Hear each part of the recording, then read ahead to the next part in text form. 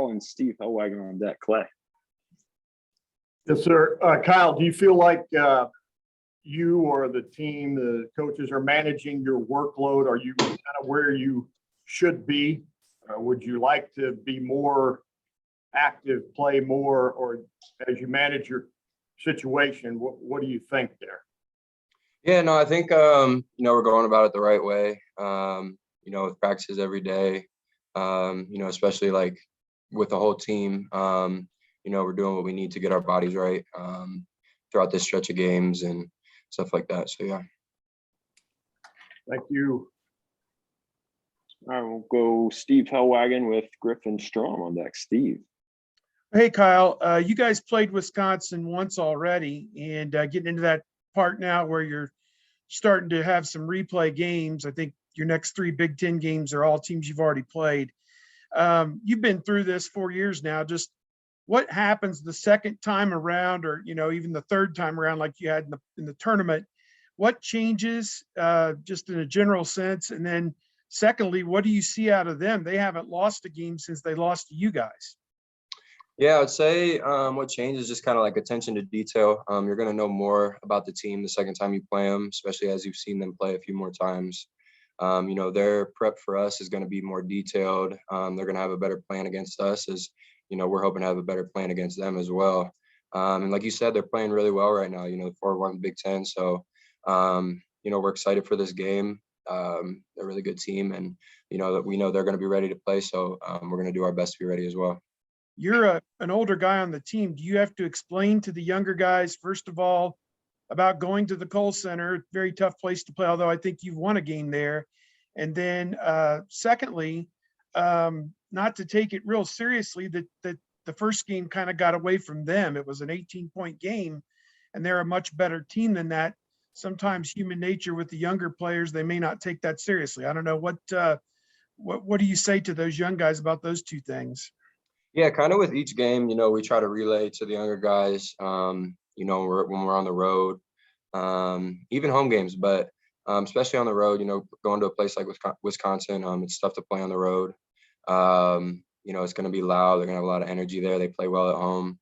So those are definitely things, we relay to the young guys, so they know. And I think our young guys, are getting much more mature, and, they understand that, they're playing well. So, we kind of try to leave that message with them, but I think they're doing a great job handling that, when we go on the road. Thank you. Griffin, you're up with Colin on deck. Griffin Strom. Hey, Kyle. So, you've obviously been coming off the bench, this season, but you got back in the starting lineup the other day. And I'm just wondering, did that change anything for you, or what's your preference in that regard? And, do you prefer to, get going right away? And how does that, change the way you approach things? Yeah, I don't think it really changed much for me. I try to keep the same approach every game, although, starting the games right off the jump, you got to be ready. You don't really have time to watch the game, feel it out at all, stuff like that. But no preference on my end. If coach calls my number, wants me to start, I'm going to be ready. But, in terms for me, it's just whenever coach needs me, I'm going to be ready to play. And then, last game against Wisconsin, I think they're starting bigs, Wall and Crowell. I think they only combined for like 3 points and 3 rebounds, something like that. What did you guys do so well against them, and how can you replicate that on Thursday? Just a lot of our, gameplay and not wanting, them to get, big offensive rebounds, stuff like that, which they've done well at times this season. So, it's attention to detail for us, doing the things, that we work on in scout teams, stuff like that. They're going to be physical. They're going to play hard. So we just got to try our best to, outwork them and play a little bit more physical, kind of set the tone. Thanks. All right, we're going to go Colin Gay and Jacob Bench on deck. Colin. Hey, Kyle, I was just curious. You said the attention to detail with what, like heading into the second game is a little bit different. What on film do you see like differently out of Wisconsin? Like what details are you kind of honing in on during this road matchup as opposed to last time?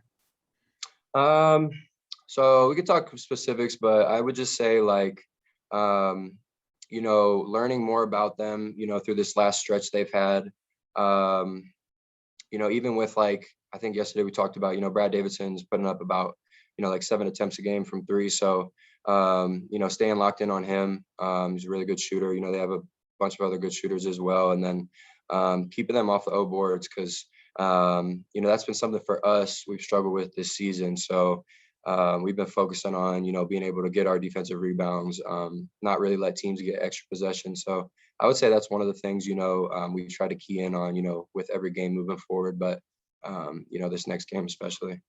And one of the things, I mean, Griffin kind of mentioned this already, but I'm curious, it seemed like the last Wisconsin game, the bigs kind of you guys came into your own a little bit. And I'm curious is there more pressure knowing what you did last time against Wisconsin, knowing what, say you and Zed, and like you guys were able to dominate down low. Is that kind of a pressure going into this game, or is it kind of just you're hoping for a continuation on what you did last time?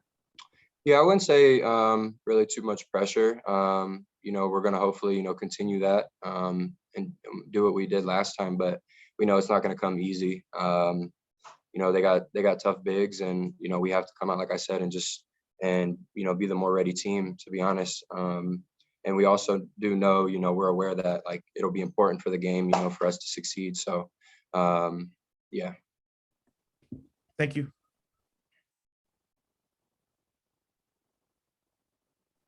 Jacob Benj is up with Patrick Murphy on deck. Jacob. Hey, Kyle, I was curious about the 3-week layoff your team went through in December, and with you missing the game at Nebraska, just how do you feel you and the team have handled the protocols in place this season to kind of combat the virus, just compared to last season and whatnot? Yeah, I mean, I think we've handled it well. You know, the coaches did a good job, you know, preparing us these last few games. It was kind of a slow process getting back into it. You know, anytime you have a layoff like that where guys, you know, kind of have to sit out, can't do much. It's hard on your body because it's hard to get that back quick. So I think we're at a point now, you know, where we're getting back into a rhythm with practice, you know, how we work every day. But, you know, it was definitely tough. Anytime you have to miss time is, you know, never going to be like 100% good thing. But, you know, I think we've been able to manage it well, coaches and players. And with, you know, Chris Holtman's talked a lot about the team's conditioning and getting back into the rhythm of things. Your team's going to play 3 games in 5 days coming up. How do you see the team's conditioning at this point in time? And do you think it'll be a challenge playing that many games in 5 days? Yeah, I mean, I think it'll be a challenge just because, you know, it is a lot of games. You know, they're very competitive, high-level games. But, you know, I think our conditioning is, you know, getting back to a point, you know, where we're going to be comfortable playing again, you know, at the level we want to play. So, you know, just game by game, you know, I think that's just going to get better. So, you know, that starts with us working every day in practice, you know, even today, the day before the game. So we just got to keep putting in that work and building that back up. Cool. Thank you. All right, we're going to go Patrick Murphy and finish up with Adam Jardy. Patrick. Hey, Kyle, you know Coach Diebler pretty well. I'm curious how you saw him handle things differently, really the whole staff handle things differently without Coach Holtman, Coach Peden last game, and even in the build-up to that game. Yeah, I mean, he was incredible. You know, Coach Deeb, he's an awesome dude, awesome coach. You know, he knows his stuff. So, you know, we still had Coach Holtman and Coach Pito, you know, roped in on stuff and, you know, helping us with prep and stuff like that. But, you know, Diebler was, you know, really able to step up and, you know, get us ready for that game. And I really think he did a good job with that. And I know Coach Peden's kind of your offensive coordinator, for lack of a better term, and you guys have one of your best offensive performances without him there. What do you guys credit to that? And you know, do you need him to sit at home more often to kind of explode offensively? You know, Coach Nettie did a lot, you know, with helping us prepare for, you know, that game offensively. You know, like I said, Coach Peden was still roped in, but, you know, a lot of it is just, you know, them, you know, getting us ready from before. You know, it's just been a process, you know, an everyday process. So, you know, by the time they were out, you know, we already kind of were getting in a rhythm and, you know, knew our stuff and, you know, kind of knew what coach wanted. So Coach Peden, you know, did a great job, you know, this whole season and just getting us ready for that moment. But, you know, Coach Nettie did a good job stepping up as well.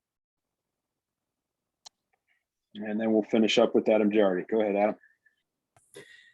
Kyle, one of the consistent talking points after that game was that if there was any team that was equipped to handle this situation, it was you guys because of your veteran leadership and experience. And all the coaches have spoken about the captains and how important they were. where do you think you are in this building of a program here at Ohio State since you've been here, that you're capable of taking on something like that? And you're one of the guys that helps make it run. Because I've got to think back to like when you first got here, a situation like that would not have gone as well as it did for you guys. What is it about where this program is starting to get that you feel like you were able to take on a role and make that run even in such weird circumstances? Yeah, I mean, just year after year, I think I've been able to, something I focus on is just trying to build my leadership role. The guys, I believe they trust in our captains, the leaders on this team that, we can lead them and, lead by example, and explain to them, the experiences we've had, kind of how things would go. So, just year after year, I think I've been able to, build that leadership role with this team. And that's credited to, coaches as well, getting us ready for that. And, all the experiences as well we've been through. I've been through a lot here. This is my 5th year. So just, you've seen a lot. You've been through a lot of situations, all that, can kind of prepare you for something like that, to just be ready to go out and play. Because at the end of the day, coaches, are going to do everything in their power to get us ready. And then when it comes to game time, we got to be ready to play and put it all on the line. So. And you talked about having to take care of the glass against Wisconsin. You talked about some of the rebounding issues you guys have had lately. When you give up offensive rebounds and when teams get a second possession or an extended possession, what sort of keys do you guys immediately have when you're scrambling and trying to get back into a defensive set or a defensive plan? What are the important things that you try to do when they get an offensive rebound and a possession continues? Yeah, I mean, so when it gets to that point, it's just something about basketball. When you give up an offensive rebound, there's always, there's going to be some type of play that happens. But, for us, it's just to continue playing. We don't want to stop the play just because, we give up an offensive rebound. We want to get back into our position, scramble out, find a defender, or find a guy to defend. But, for us, we got to limit those because, like I said, our numbers haven't been great coming back from that long stretch. We had off, we were kind of leaning in the better direction before our break, and then we came back and they kind of started diminishing a little bit. So in practice, we've been working on situations like that, with defensive rebounding and stuff like that, trying to limit those. But when it comes to them getting offensive rebound, just to keep playing, that stuff's going to happen in a basketball game. We're playing against high level competition, a lot of athletes. So just to keep playing, not let it get to you. Thanks, Kyle. Thanks, Kyle. Appreciate it. Thank you, guys.